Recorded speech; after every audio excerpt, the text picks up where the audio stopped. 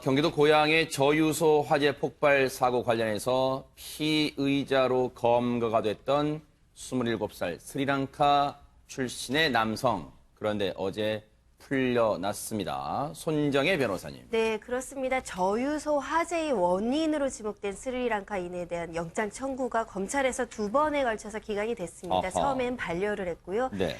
영장을 청구하지 않겠다라고 검찰에서 결정을 내렸는데요. 네. 이유는 인과관계가 부족하다입니다. 이 풍등으로 인해서 이렇게 저장 탱크가 불이 났다라는 부분에 있어서는 인과관계가 불명확한 점이 있기 때문에 보강 수사를 해야 된다라는 게 검찰의 판단입니다. 네. 그렇게 한 차례는 경찰이 신청한 영장을 반려했고 두 번째 재신청하자 검찰이 기각을 했는데 결국은 체포 시한 48시간이 다 돼서 유치장에서 풀려나게 됐습니다. 체포영장 기한 만료에 돼서 어제 오후 풀려나게 됐는데 스리랑카 남성이 풀려나면서 어떤 말을 했는지 그 모습 좀 보시고 이어가 보도록 하겠습니다.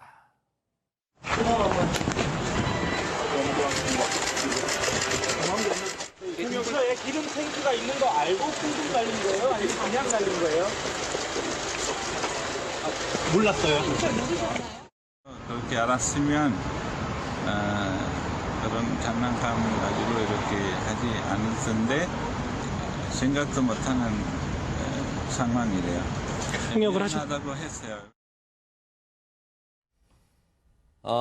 저렇게 통역을 맡았던 그 스리랑카 출신의 남성을 통역 맡아주셨던 분도 저희 MBN 취재진이 만나서 얘기를 들어봤는데 기름 탱크 있는 것을 알았다면 그런 장난감 가지고 이렇게 하지 않았을 것이다. 그 남성도 이 생각조차 하지 못한 상황이었다. 이렇게 얘기를 하면서 미안하게 생각하고 있다고 했는데 앞서 김복준 의원님, 예. 경찰과 검찰의 이 생각이 다르다 그럴까요? 왜 이렇게 기각이 됐을까요, 영장이요? 중실화죄를 적용하는 부분에서 좀 차이가 있었던 것 같아요. 이제 이런 경우입니다. 경찰의 입장에서 볼 때는 지금 이 스리랑카인이 근무하고 일하고 있는 곳이 그 저유소에서 약 300m 정도밖에 떨어지지 않은 그 강매 터널. 그렇죠. 폭파 현장에서 일을 한다고 그래요. 그래요, 네. 근데 이제 일반적으로 폭파 현장에서 일을 하면 주변에 반경 몇 미터 이내에 주변에 위험한 그 취약계소는 인지시키는 게 상식이에요. 그렇기 때문에 경찰의 입장에서 볼 때는 분명히 폭파공으로 폭파 현장에서 일하는 스리랑카인이 바로 300m 이 전방에 저유소가 있다는 것을 모를 리가 없다고 판단하는 것 같고요. 그랬기 때문에 이제 그 부분은 굉장히 주의를 소홀히 했다. 네. 이렇게 이제 본 것 같고요. 네. 무엇보다도 가장 이제 크게 생각했던 거는 풍등을 날리고 난 이후에 풍등이 날아가고 저유소에 떨어져서 잔디밭에 불이 붙는 거를 이 사람이 쫓아가서 확인했어요. 지금 저 모습이에요. 네, 저 모습. 네네. 가서 그 불이 붙는 걸 보고도 확인하고 한 18분가량 불이 탔지 않습니까? 네네. 그러면 신고를 하거나 어떤 조치를 취할 수 있었음에도 불구하고 현장을 떠나서 도주해버렸다. 그 결과 아주 이 중대한 어떤 그 결과가 발생했다. 네. 이래가지고 이제 경찰의 입장에서는 어느 정도의 고의성이 있는 걸로 보고 이제 중실화죄를 적용한 것 같아요. 네. 그런데 이제 이 검찰의 입장은 좀 이 중실화를 해석하는 게 좀 달랐던 거고요. 사실 중실화죄는 어느 정도의 아주 중대한 고의가 어느 정도는 있어야 돼요. 고의성이요. 예, 어느 정도 인식할 정도의. 근데 네. 이제 결과만 가지고 판단하면 안 되거든요. 네. 근데 이제 결과는 엄청나게 크게 났지 않습니까? 네. 그러다 보니까 경찰이 이제 무리하게 적용한 걸로 저는 보이는데요. 네. 근데 이제 우리가 여기서 분명히 하고 넘어갈 건 있어요. 지금 어떻게 하다 보니까 이제 스리랑카인으로 사건이 종결되는 걸로 인식들을 해가지고 왜 이 불쌍한 사람 하나 희생양 삼고 다른 사건은 유야무야하냐? 시설 관리가 제대로 안 된 부분이라든지 관리가 소홀했던 부분 네. 이런 것도 조사를 해야지 왜 저 사람 하나로 끝내려고 하느냐는 인식이 국민들한테 있는 것 같아요. 네. 근데 그렇지는 않고요. 네. 경찰에서 분명히 관리 소홀이라든지 시설의 문제점 수사할 거고요. 네네. 다만 그 분명한 거는 저 스리랑카인이 지금 마치 무슨 그 동정 때문에 뭐 좋은 일을 하고 억울한 사람으로 비춰지는 건 안 됩니다. 그건. 아. 뭐 어찌됐건 중실화죄가 되고 안 되고는 별개의 문제고 네. 실화죄는 명백히 되고 네. 잘못한 사람이에요. 범죄 저지른 건 맞습니다. 네. 그러니까 네. 그런 시각으로 봐서는 안 됩니다. 지금 두 차례 경찰이 영장을 신청했고 끝내 검찰은 경찰이 신청했던 영장을 기각을 해서 쉽게 말하면 법원에 보내지도 않았다는 거예요. 네. 이렇게 되면서 일단 풀려났고요. 48시간 만에 풀려났고 일단 그래서 경찰은 출국 금지 조치를 했어요. 신병을 확보하지 못했기 때문에 일단 불구속 상태에서 계속 수사는 하겠다는 건데 앞서도 얘기 잠깐 나왔습니다만 장 교수님, 예. 이 스리랑카 남성을 긴급 체포해서 이제 중실화죄를 물으려고 하는 게 이제 알려지면서 여론은 글쎄요.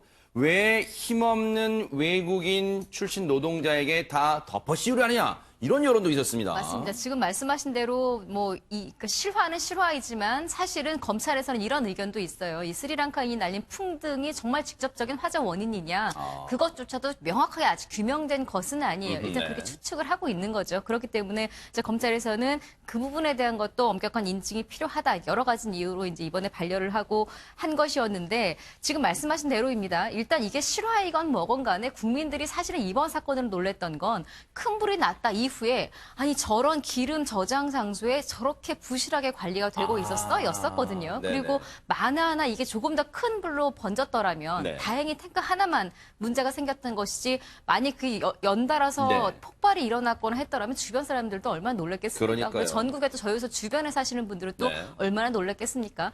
여기에 대해서 화가 났는데 보도에 나오는 것은 다 마치 그 스리랑카 근로자 한 명에게 그리고 실화이가 분명하잖아요. 그 사람이 뭐 고의로 불을 내려고 뭐 풍등을 사와서 뭐 이렇게 한 것도 아니었었고 우연히 날아온 걸 주워서 날린 네. 것도 팩트이고 그리고 네. 정확히 이게 저희도 쪽으로 날아갈 것이라고 인지하고 날린 것도 아니었었고요. 네. 이런 것들을 참작했을 때 네. 이제 국민들의 정서는 약자에게 모든 책임을 떠넘기려 하는 게 좀 문제가 있다라는 거고요. 네. 실제로 청와대 국민청원 게시판에도 이런 글들이 많이 올라와서 그래요? 네. 스리랑카인에게 모든 죄를 뒤집어 씌우지 마십시오라는 네. 청원 글이 올라올 정도입니다. 아하.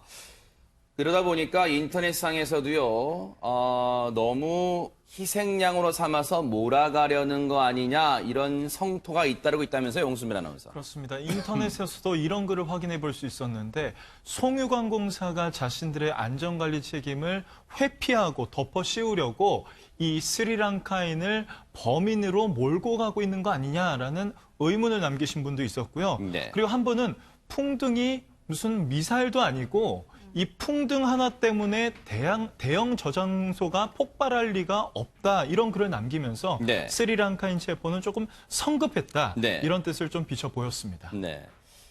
심지어 이제 국정감사가 이제 어제부터 시작됐잖아요, 본격적으로. 국정감사장에서도 이 얘기가 나왔는데 얘기 잠깐 들어보시고 이어가 보도록 하겠습니다. 외국인 노동자를 아주 희생양으로 삼고 있어요. 18분 동안 잔디밭이 타고 있었어요. 이런 졸렬한 대항이 어디 있습니까?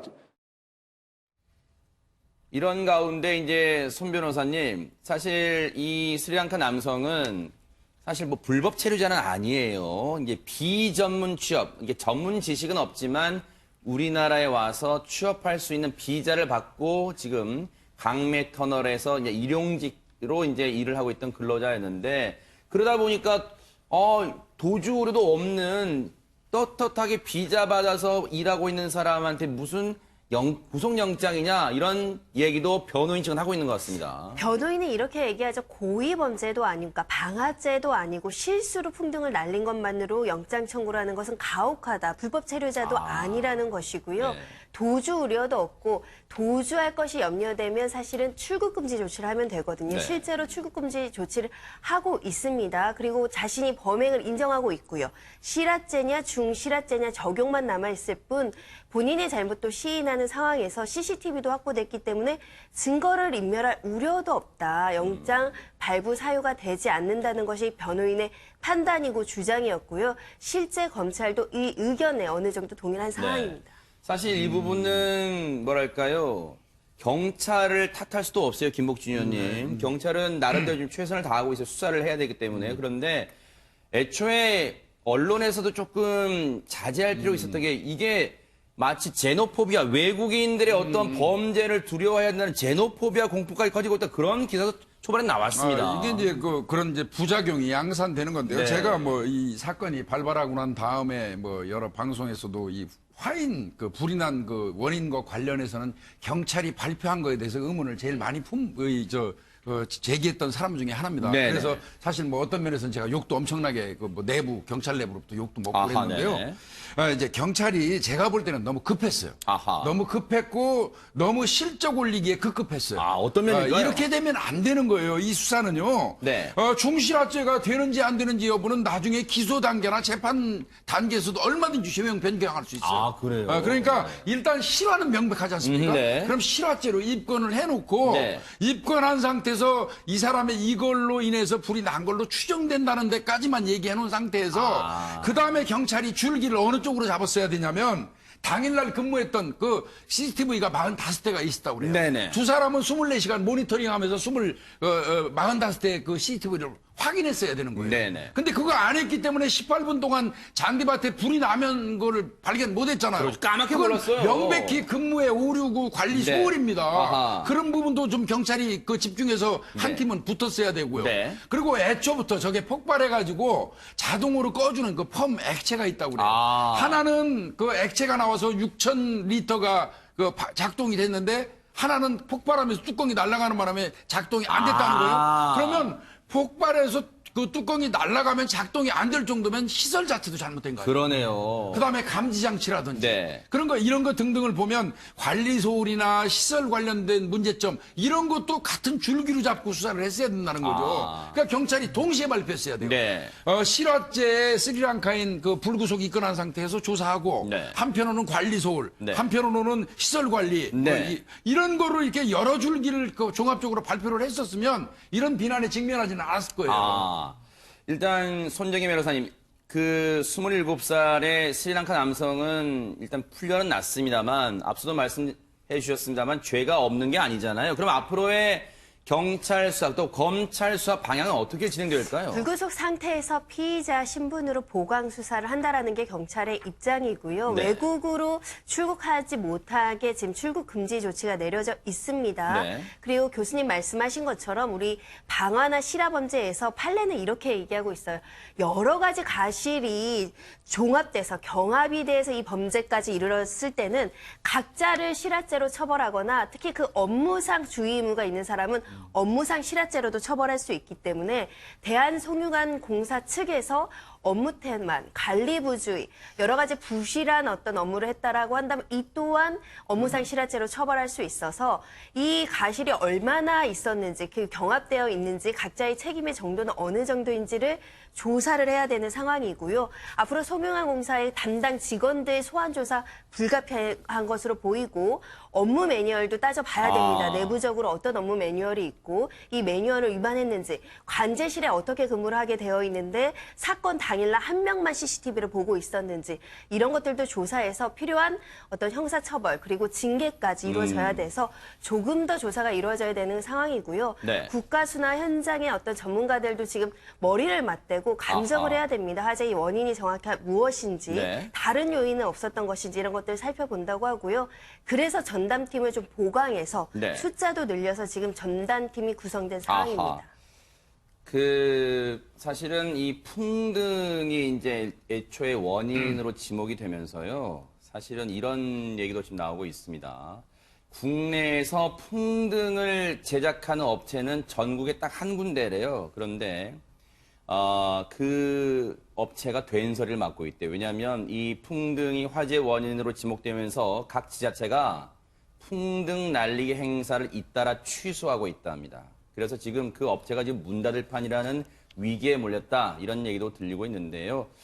일단 제일 여러분들이 아셔야 될 게요. 올해부터 소방기본법이 바뀌어서요. 풍등은 허가 없이 날리면요. 안 돼요. 최대 200만 원의 벌금을 물어야 됩니다. 그런데 사실은 단속이 잘 안 돼요. 그래서 법만 만들어 놓고 단속 제대로 하지 않을 거면 있으나 말하잖아요. 그러니까 이제라도 정부가 좀 이 각 지자체에서도 철저하게 좀 관리를 해 주십사 하는 바람도 가져봅니다.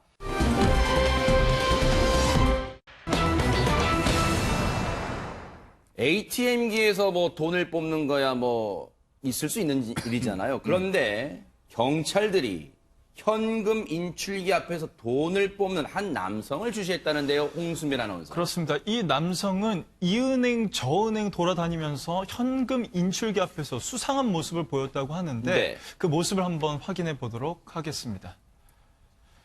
네, 한 남성이 지금 ATM 머신에서 돈을 뽑고 있습니다. 그런데 이 기계에서만 돈을 뽑는 게 아니라요. 여러 대가 보이잖아요. 이렇게 번갈아 가면서 돈을 뽑고 있었습니다. 왜 처음에 뽑았던 건 기계가 작동이 안 됐나요? 그렇습니다. 네. 뭔가 수상한데 그 어허. 모습을 남성들이 유심히 보고 있다가 이 남성에게 다가갑니다. 네. 그리고 경찰임을 밝히고 네. 이 남성을 현장에서 이제 불신 검문을 하는데 네. 이 남성이 깜짝 놀랐던지 손에 들고 있던 돈 뭉치를 털썩 내려놓았다고 해요. 아하. 네, 이 남성이 확인해 보니까 이 600억대 불법 도박 사이트의 인출책이었다는 사실을 저 자리에서 밝혀냅니다. 대박 사건입니다. 근데 김복준 의원님, 네, 예. 경찰의 그 촉이라는 게 역시 김복준 의원님 32년간 현장 경험이 있으시니까 그 경찰 촉이라는 게 진짜 있나요? 어떻습니까? 아니 뭐 물론 촉은 발동되고 있겠죠. 네. 근데 이제 이 불법 도박 사이트라든지 이런 거를 관리하는 경찰 부서가 각 경찰서의 지능범죄 수사팀입니다. 지능범죄 수사팀에서 근무하는 직원들이 네. 이거 얘기하면 안 되는데 요즘에 요즘에 그 주로 외근 활동은 관내에 있는 ATM기 주변이라고 합니다. ATM기 주변을 경찰들이 잠복하면서 이 사람은 지금 보니까 조금 전에요. 네. 여기서 한번 뽑았어요. 네. 그다음에 그 옆 기계로 가서 또 넣고 또 뽑고 아하. 계속 도는 거거든요. 네. 그렇게 이 젊은 사람이 뭉칫돈을 막 여러 은행을 돌면서 뽑아낸다는 얘기는 뭔가 불법하고 연루됐을 가능성이 많은 거 아니겠습니까? 아. 그래서 이제 지능범죄 수사팀 그 직원들이 요즘에 ATM기 주변을 집중적으로 이제 수사를 한다고 그러고요. 네. 잠복근무 비슷하게 하는 거죠. 아하. 지금 우리 이 뉴스파이터를 보시는 우리 국민 여러분들도 ATM기 주변에서 저렇게 젊은 사람이 뭉치돈 막 가방 들고 와서 여기저기 옮겨다니면서 뽑는다면 네. 112에 신고해 주시면 그건 불법일 가능성이 많습니다. 아하.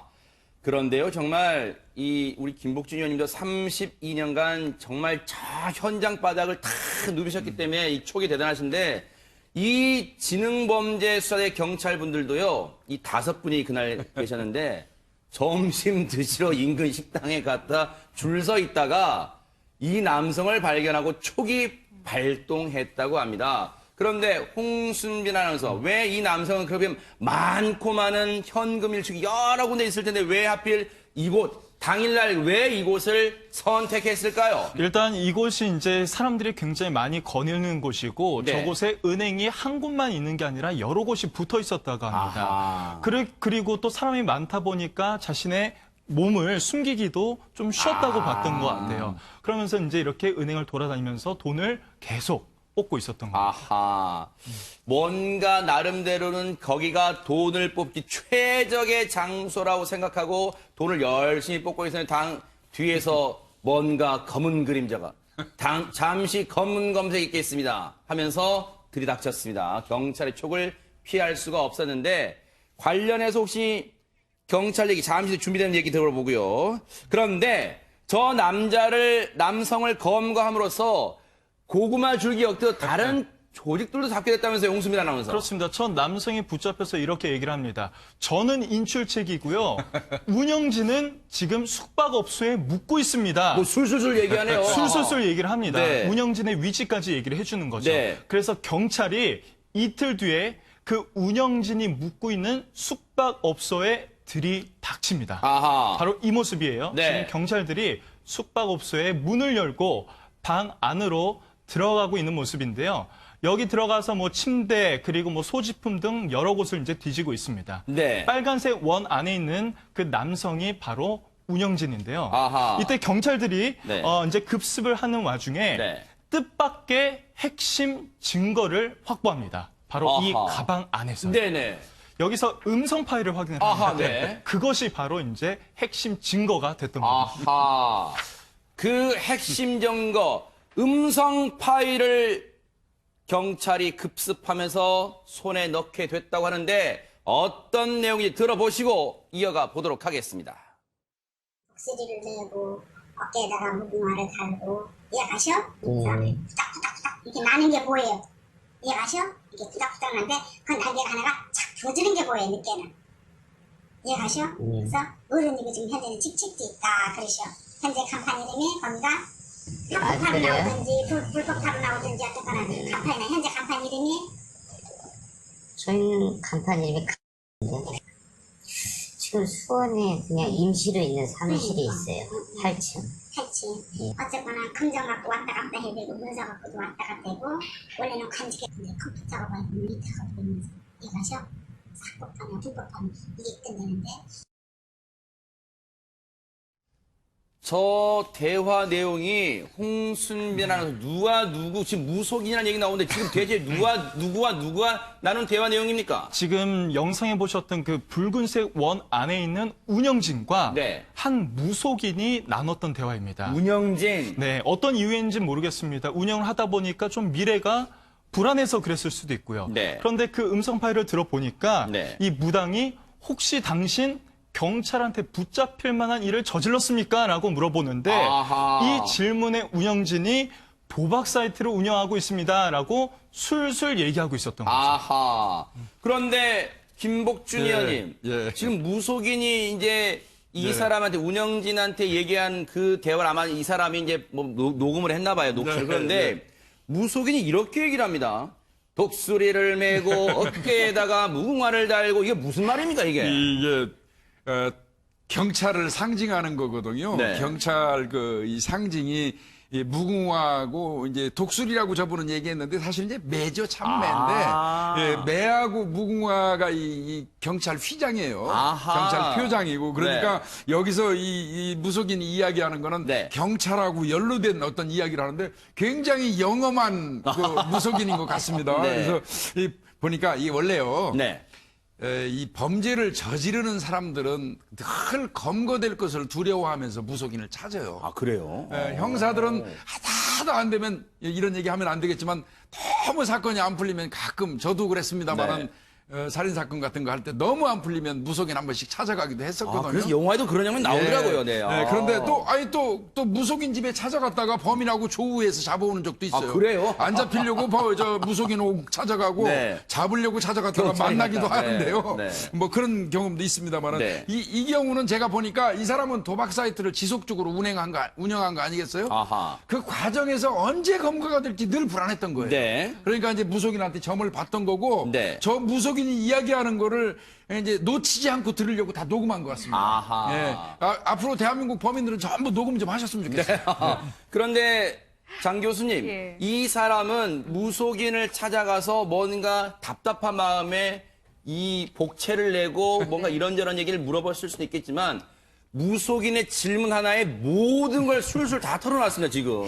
그게 그러니까 그 무속인이 무언가를 눈치를 채고 이렇게 의도적인 질문을 한 건지까지는 아직은 모르겠지만 무속인을 찾아간다라는 건 본인이 마음이 두 가지죠. 정말 뭐가 안 될 것 같은 불안감, 네네. 혹은 정말 잘 될 것 같은데 맞을까 확인하는 것. 어쨌거나 불확실한 미래에 관해서 자신 스스로 확인을 한다거나 이러기 위해서 가는 건데 네. 무속인이 뭐 간판 이름이 뭐야 이렇게 질문을 했을 때 네. 이걸 말을 해야 제대로 여기에 대한 해석을 해줄 건 아니겠습니까? 아하. 게다가 이제 무속인들은 어쨌거나 이런 미래를 봐주고 돈을 버는 직업이기 때문에 내가 무슨 말을 한들 설마 이 사람이 신고를 할까라는 생각까지 못했을 수도 있고요. 아. 심리적으로 어쨌든 본인은 확실한 자신의 미래를 알기 위해 갔기 때문에 아하. 일단은 모든 경계감을 풀고 네. 또 무속인이라는 그 자체가 좀 무언가 좀 신비로운 이런 게 있지 아하. 않습니까? 아마 이런 거를 이 사람은 좀 믿고 아마 이야기를 한 것 같은데 그랬을 여기에 수 딱 있어요. 덜미가 잡힌 거죠. 그러니까요. 예. 손정희 변호사님, 어쨌든 이 운영진, 도박 사이트 운영진은 자기가 녹음한 음성 파일에 자기 발목이 잡힌 셈이 돼버렸습니다. 왜냐하면 경찰 입장에선 인출책보다 더 중요한 게 총책이죠. 총책을 못 잡는 경우들이 많거든요. 네네. 왜냐하면 점조직으로 활동하면서 조직원들이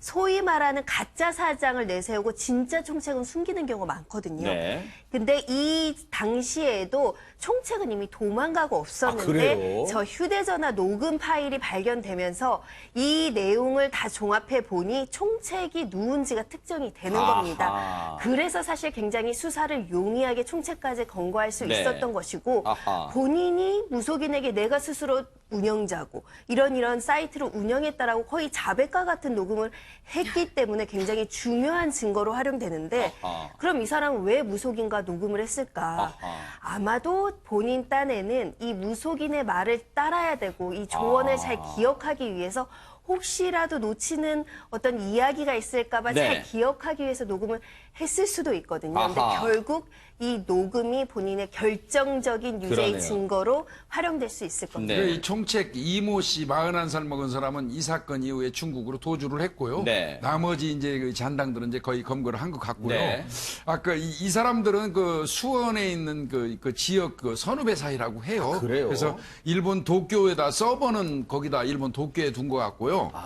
관리는 또 중국에서 했던 것 같습니다. 나름대로 친했군요. 그러니까 원래 그렇게 합니다. 서버 따로 관리 따로 다른 나라에 두고 이제 하고 있거든요. 네. 그래서 이제 이 중국으로 달아난 이모 씨는 인적사항이 다 밝혀졌으니까 아하. 조만간 검거해서 송환할 겁니다. 그러니까요. 우리 경찰분들이 어떤 분들입니까? 촉도 있지만요. 또 엄청난 이 발빠른 수사로요. 이 범인을 꼭 잡아내는 데는 이 1등이신 분들이니까 반드시 중국으로 달아난 총책 이모 씨도 반드시 검거할 거라고 믿습니다.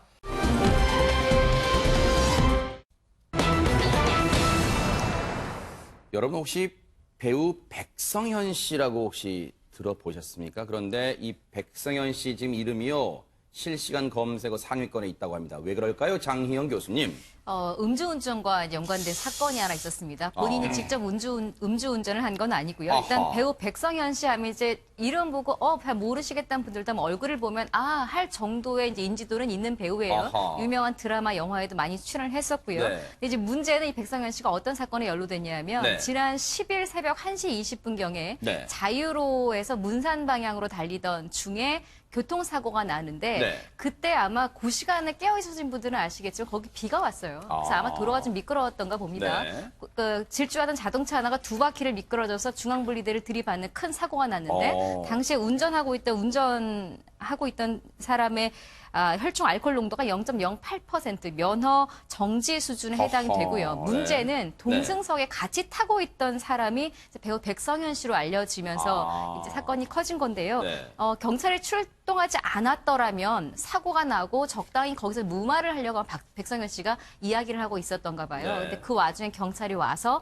무마하는 걸 중지했는데 또 하나의 문제는 단지 배우가 타 있었다가 아니라 이 배우가 현재 어떤 신분이냐면 입대를 해서 해군 교육사령부 입대를 해서 현재 해양 의무 경찰로 군 복무 중입니다. 그래요? 잠시 외박 휴가를 나와서 이제 네. 지인들과 음주를 하고 이제 가는 중에 사고가 네. 난 건데 문제는 음주운전인 걸 알면서 방조를 했다라는 거죠. 아하. 이 부분이 알려지면서 더 큰 논란이 되고 있습니다. 일단 앞서도 백성현 씨, 제 뒤로도 지금 백성현 씨 얼굴 나옵니다만 여러분들 아마 많이 보셨던 친숙한 얼굴이실 거예요. 왜냐하면 백성현 씨 하면은 홍수미라는 제가 이런 아역 배우 출신이잖아요. 그렇습니다. 아역 배우 출신으로 굉장히 오랫동안 다수의 드라마, 영화에서 얼굴을 이렇게 비췄는데요. 본인이 지금 얼굴 가리고 있어요, 지금? 네네.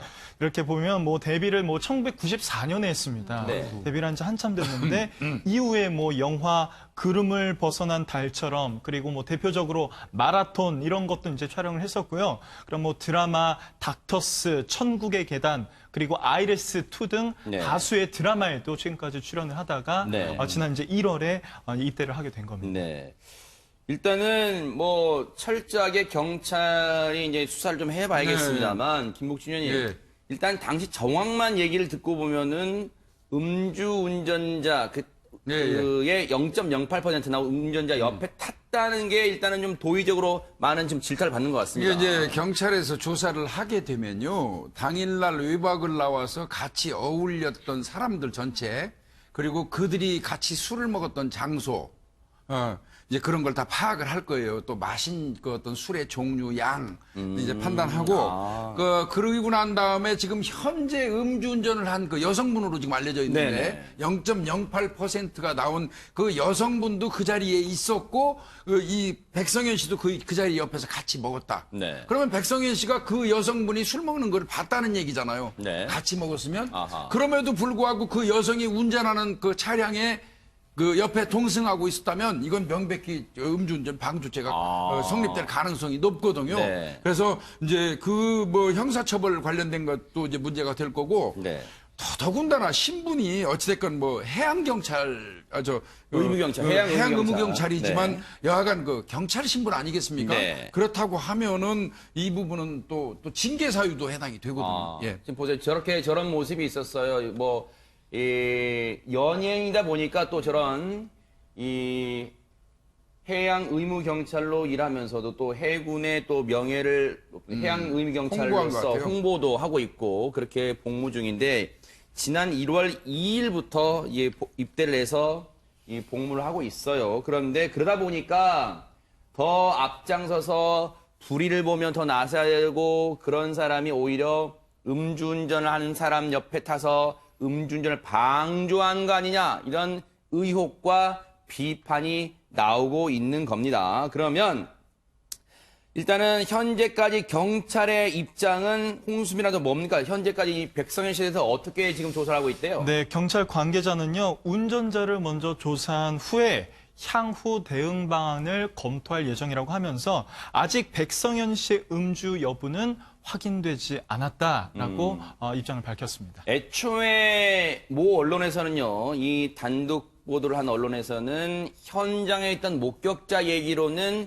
운전자와 백성현 씨 모두에게서 술 냄새가 났다고 진술은 하고 있습니다만 지금 경찰은 지금 들으신 것처럼 백성현 씨의 음주 여부는 아직 확인되지 않았다는 게 지금 경찰의 입장이에요. 저희가 분명히 전해드립니다. 손 변호사님, 어쨌든 음주운전을 한 운전자 옆에 탔다는 이 자체만으로도 상당히 지금 논란이 커질 것 같습니다. 왜냐하면 음주운전에 대한 경각심이 높아지면서 수사기관에서 음주운전 방조죄 적극적으로 입건하겠다 이런 얘기고요. 실제로 이 방조죄로 처벌되는 예를 보시면 네. 음주운전을 할 것을 예상한 상태에서 술을 제공하는 사람도 방조이다. 아. 독려하거나 방치하거나 이 묵인하는 행동도 방조다. 이렇게 지금 보고 있는 상황이기 때문에 같이 술을 먹고 술에 취한 사람이 차에 올라타고 차키로 운전을 하고 그 옆에 동승을 했다. 그러면 음주운전을 독려하거나 방조하거나 묵인한 것이 될 수 있기 때문에 방조죄로 처벌할 가능성이 있는 상황입니다.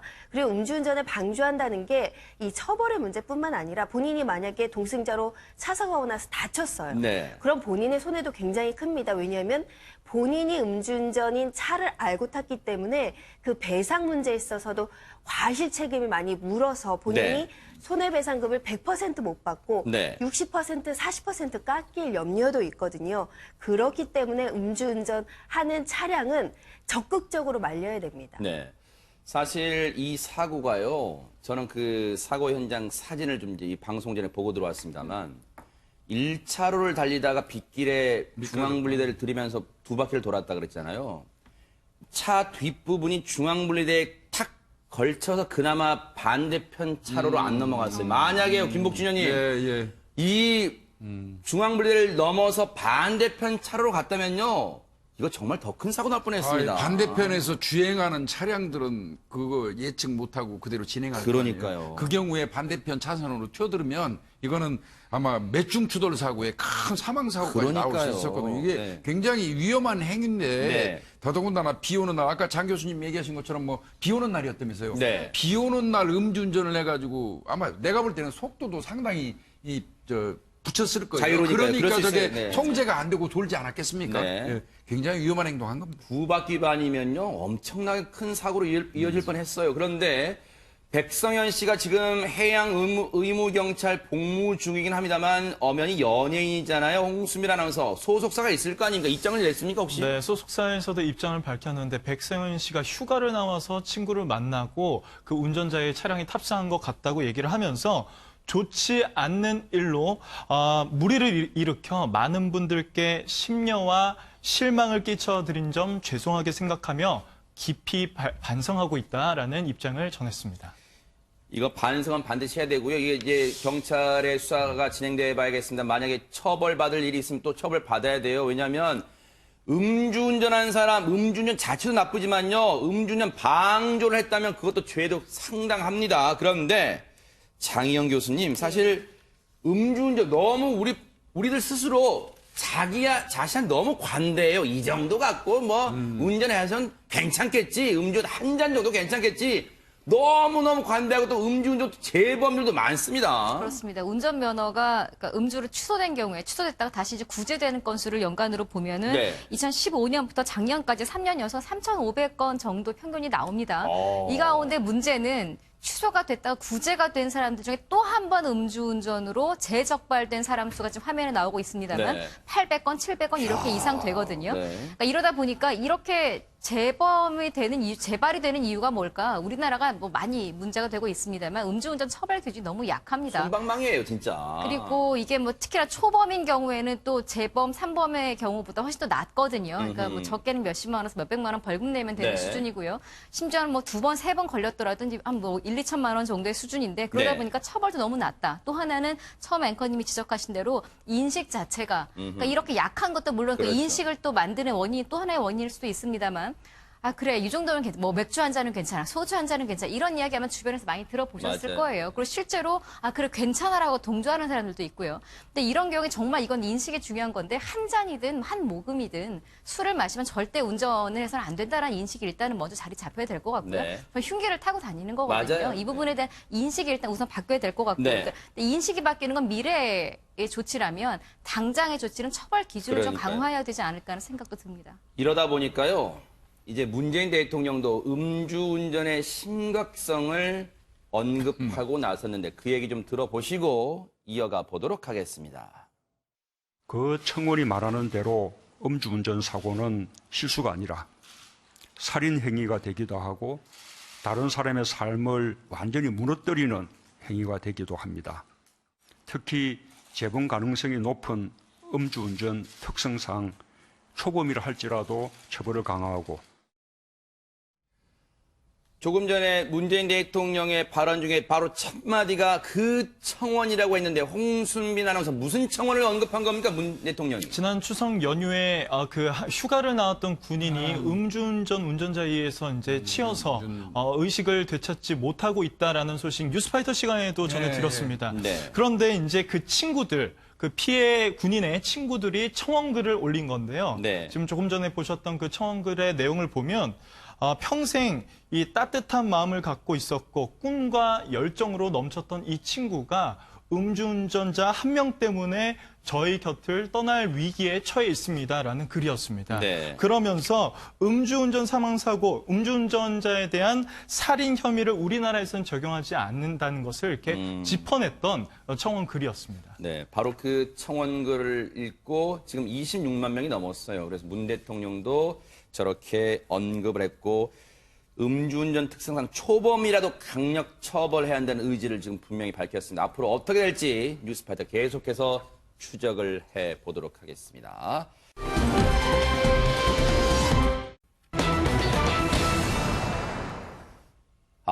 참 화마의 안타까운 얘기가 들려왔는데요. 홍순빈 아나운서. 네, 어제 새벽에 안동의 한 시골 마을에서 화재 사고가 발생을 하는데 이 화재 사고에 안타까운 사연까지 녹아 있었다고 합니다. 일단 그 화재 현장부터 확인해 보도록 하겠습니다.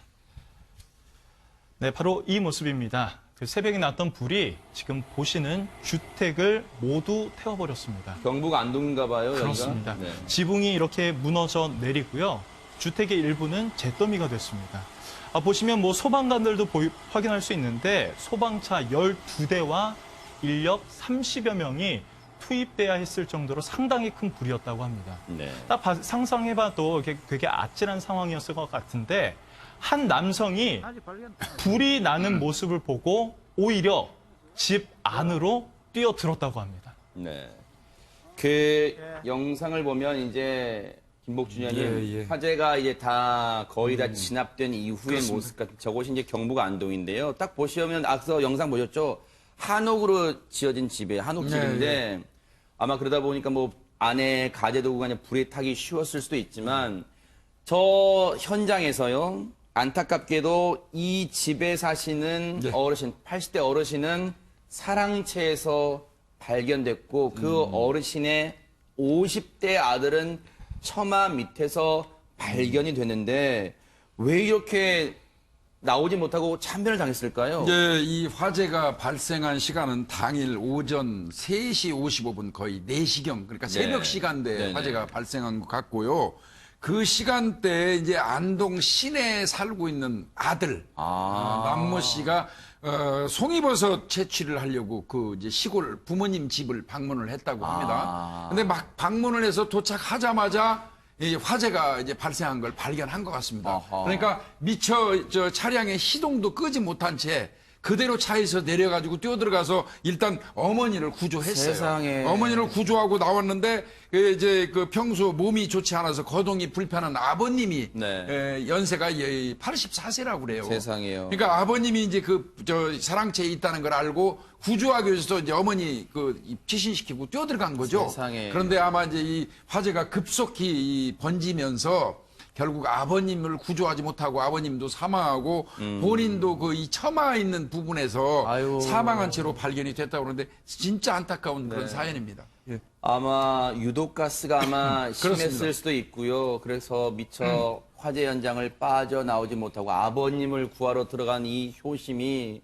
정말 하늘도 무심합니다. 어떻게 이 효심을 몰라줍니까? 당시 화재 현장을 목격하신 마을 이장님 얘기 좀 들어보시고 이어가 보도록 하겠습니다. 그 화재 났는 집에는 어르신 두 분이 사셨고요. 네네. 그 당시에도 어른 두 분이 계셨고 내가 갔을 때가 약 한 3시 58분인가 좀 됐을 거예요. 네. 그 대문 바로 앞에 차를 세운 상태에서 시동도 안 끄고 라이트 켜고 켜 있는 상태고 운전석 문도 열려 있는 상태였어요. 그래가 내가 소리를 치고 사람 있냐고 불러도 대답이 없더라고. 요즘 자주 와갖고 지금 시골이 송이철이에요. 새벽에 일찍 오거든요. 송이 채취하는 데는. 이 송이 채취하러 왔는 상황에서 보니까 그렇게 화재가 발생되어 있는 상태에서 아버지가 안에 있다. 네. 아버지 안에 있다 하니까 그 상황을 보고 급하게 아버지 구하러 뛰어 들어가지 않나. 그래서 그런 더 참변을 당하지 않았겠나. 참, 장 교수님. 예. 화재 현장에서 정말 다행히 살아남으셨지만 이 어머님은요. 지금 마음이 아닐 것 같은데 특히 이 참변을 당한 이 어르신도 어르신이지만 그 구하러 들어갔던 아들의 사연이 평소 사연이 알려지면서 더 주위를 안타깝게 하고 있다면서요? 효자였죠. 한마디로 표현하면 효자였고요. 이제 50대 아들이었었는데 새벽 3시 50분, 뭐 4시경이면 정말 보통 사람은 잠자는 시간이에요. 칠까지 어두워요. 네. 그 일어나기 어려운 시간에 이 아들이 그 집에 왜 갔냐면 아버지가 평소에 이제 송이 채취를 해가지고 공판장에 가서 팔고 이걸로 생계를 유지를 하셨었나 봐요. 송이를 채취하는 곳이 걸어서 1시간이랍니다. 그러니까 4시엔 도착해야 걸어가면 5시이고 채취를 하는 건데 아버지가 이제 연세가 많고 이러다 보니까 평소에도 지팡이를 좀 짚고 다닐 정도로 거동이 좀 불편했다고 해요. 그러니까 아버님을 돕기 위해서 송이 채취 기간에 이 아들이 매일 이렇게 와서 아버지를 모시고 이제 가서 이런 것들을 하기 위해 새벽에 왔다가 불이 나 있는 걸 보니까 시동 안 끈 건 문제가 아니라 지금 문도 못 닫고 쫓아갔다라는 거 아니겠어요? 그러니까 아마 이성적으로 이걸 판단하고 이러기보다는 얼른 내가 우리 부모님을 살려야겠다, 구해야겠다 이 생각밖에 없었던 것 같고 마을 주민들 말로도 평소에 끔찍하게도 부모님을 모셨다, 상당히 효자였다라는 이야기가 들리고 있어서 더 안타깝습니다. 6남매 가운데 셋째인데 장남이셨대요. 얼마나 이 어르신한테는 든든한 아드님이셨겠습니까? 그러다 보니까 효심도 깊었겠죠. 부모님만 챙긴 게 아니라 평소에는요 살뜰하게 주변 이웃 어르신들도 가끔 식사 대접도 할 정도로 정말로 요즘 보기 드문 그런 효심을 가진 아들이었다고 하니까 너무너무 더 안타깝고 그 당시 현장에서 얼마나 아버지를 애타게 부르면서 그 시뻘건 불길 속으로 들어갔겠습니까? 이 아드님이요. 그런데 손 변호사님, 저곳이 경북 안동의 외딴 농가였단 말이에요. 그러니까 신고가 이루어져도 소방차가 도착하는데 또 많이 시간이 걸렸을 거란 생각도 듭니다. 왜냐하면 시내에서도 좀 떨어져 있었기 때문에 소방관들이 도착했을 땐 이미 집 전체가 하마에 뒤덮여 있는 상황이었다고 세상에. 하고요. 워낙 원거리이기 때문에 바로 출동했지만 이미 인명구조를 하기는 어려웠다라고 합니다. 세상에. 더군다나 시골집들이 목조주택이 많잖아요. 그러니까 순식간에 불에 탈 수밖에 없고 그 과정에서 연기도 많이 나서 그래서 인명피해가 있었던 것으로 추정이 되는데요. 네. 워낙에 지금 아궁이 불씨, 그러니까 화재의 원인을 현재는 아궁이 불씨로 이제 추정하고 있습니다. 방화 가능성은 낮다고 하는데 네. 외딴 시골이 아니라 소방서 근처의 집이었으면 어땠을까 그런 생각도 할 수밖에 없는 상황이고 네. 화재의 원인을 정확하게 감식하기 위해서 지금 현장 감식과 부검 절차가 예정되어 있습니다. 김복준 의원님, 물론 뭐 이 말씀드리면 또 예산 문제, 예산 타령이 있겠지만요. 이렇게 어르신 두 분만 사는 집에 범죄에 대한 예방도 중요합니다. 이거 화재 예방에서 무슨 장치나 그런 긴급 구호 장비 이런 거 설치할 수는 없어요? 그 얘기는 하더라고요. 소방 쪽에 근무하는 우리 친구가 이런 이야기는 하더라고요. 네. 사실상 시골 농가, 외딴 곳, 그러니까 독거촌이라고 네네. 그러죠. 이런 데는 사실 소방차가 신속하게 출동하기 어렵지 않습니까? 그렇죠. 그래서 반드시 필요한 게 사실은 소화기인데 아, 예, 소화기를 집집마다 좀 비치해 놔야 되는데 그 부분이 굉장히 부족하다는 거예요. 네. 그렇다고 하면 그거 뭐 비싸지는 않다고 합니다. 뭐 2, 3만 원대면 산다고 하는데 휴대용이요.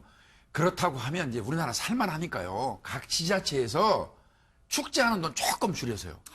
예, 조금 줄여서 독거촌에 이 노인분들 사시는데 이런 데다가 소화기 정도는 하나씩 거치시켜 줄 수 있는 그런 시스템을 좀 구축하는 게 좋겠고요. 이제 그리고 불이 나서는 안 되지만 불이 나면 제가 경험에 의하면요. 연세 드신 분들은 불이 나면 그 안에서 뭐 하나라도 들고 나오려고 그렇게 애를 쓰세요. 그냥 얼른 몸부터 피신하셔야 되는데 연세 드신 분들이 뭐 하나라도 챙겨오려고 금붙이라도 뭐 챙겨오려고 애를 쓰시다가 화를 당하는 경우를 많이 봤거든요. 그래서 우리 지금 이 방송을 보시는 그 분들 있으시면 이런 경우에는 하여튼 사람이 살고 봐야 되는데 무슨 일이든지 그러니까요. 피신부터 하시고 네. 그러는 걸 좀 습관들였으면 좋겠습니다. 정말로 우리 김복준 의원님 말씀 중에 저희가 정말 차마 미처 생각하지 못했던 부분도 많이 말씀해 주시잖아요. 지자체가요, 이런 부분 좀 구석구석까지 손길이 닿기 어려운 부분까지 좀 세심하게 신경을 써 주셨으면 합니다.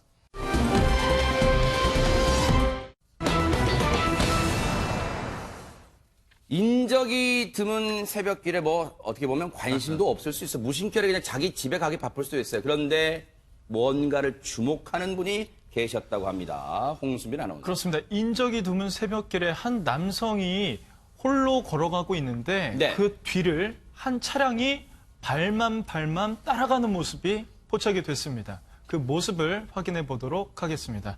이 모습입니다. 지금 화면 오른쪽에 한 남성이요 밤길을 걷고 있는데요. 건너편의 차량이요 슬그머니 이 남성을 따라오고 있었던 겁니다. 확인해 보니까 뭐 경찰차는 아닌 것 같은데 뭔가 좀 수상하죠. 조금 전 있었던 모습입니다. 저 남성이 문제였어요. 저 남성이 뭔가 그 취객의 지갑을 줍고 이제 달아나니까 지금 그 차량이 계속 따라오고 있었던 겁니다. 아하. 지금 이게 쭉 따라와서 결국 저 남성을 체포를 하게 됐는데 네. 아까 그 차량을 타고 가면서 경찰에 신고해서 그 범인의 위치를 계속 알려줬다고 합니다. 아하. 그러니까 김복준 의원님 처음에 저 장면만 보면 마치 저 차량에 타고 있던 운전자가 반대편 지금 걸어가는 사람을 뭔가 수상한 행동으로 따라가는 거 아닌가 했더니 오히려 반전이 있었습니다. 이 길을 걸어가던 사람이 정말 범죄를 한 거예요. 저도 처음에 저 영상 볼 때는 차에 탄 사람이 걸어가는 사람을 범행 타깃으로 삼고 살살 미행하는 걸로 봤어요. 네. 근데 지금 보니까 반전이 있는데 네. 이게 뭐냐면 이른바 부축배기 검거한 겁니다. 술이 취해가지고 길바닥에서 주무시는 분 부축해주는 척하면서 네. 지갑이라든지 휴대폰 훔쳐가지고 달아나는 사람들을 이른바 이제 부축배기라고 하지 않습니까? 그 부축배기를 그 차 타고 가시는 분이 우연히 본 것 같아요. 목격한 것 같습니다. 네. 그러니까 그 사람을 이제 차 타고 쫓아가면서 네. 실시간으로 경찰한테 중계해 준 거죠. 아하. 그래서 경찰이 출동해가지고 최종적으로 이제 이 부축배기를 검거하는데 이 공을 세운 것 같습니다. 대단하신 분이에요, 정말. 자기 일 아닌데도 정말 저렇게 발벗고 나섰는데요. 경찰 얘기 들어보시고 이어가 보도록 하겠습니다. 반대편 차선에서 누굴 기다리고 있는데 술 취한 사람이 쓰러져 있는데 거기를 가다가 툭툭 쳐들어는 거예요. 술에 만취돼서 쓰러져 있으니까 주변에 사람도 없고 이렇게 살더니 옷을 이렇게 더듬더니 지갑을 딱 빼들어는 거예요. 그래서 그때부터 신고를 하고 쫓아가면서 112 신고를 해서 순찰차가 나오는데 저 사람이다 차량에서 손으로 알려줘요. 널리 알려지는 걸 원치 않으셔가지고 그게 오픈을 안 하시더라고요.